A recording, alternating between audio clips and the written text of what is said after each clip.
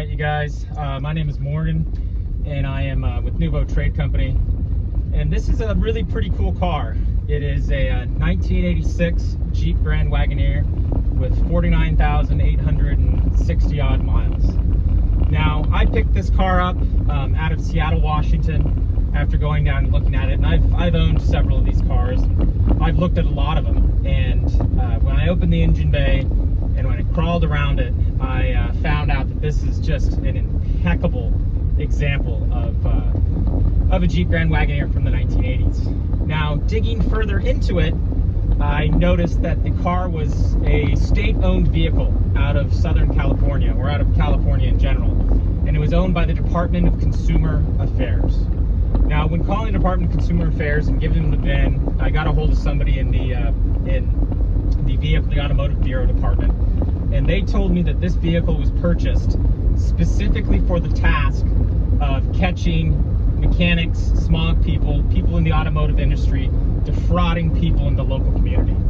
So what he explained to me was that this car, among with the fleet of other vehicles, were always kept inside in one of 6 facilities strewn throughout Southern California all the way up to San Francisco, in metropolitan areas predominantly.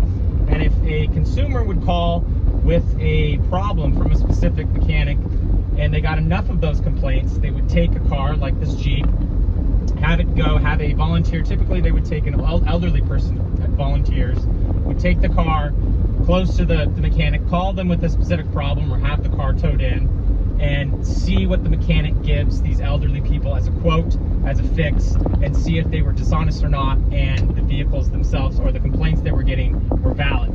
So he said that the cars that they keep in their fleet are immaculately maintained, and if you look under the hood and you look underneath the vehicle, you'll see that everything is either pristine or has been replaced with an OEM part.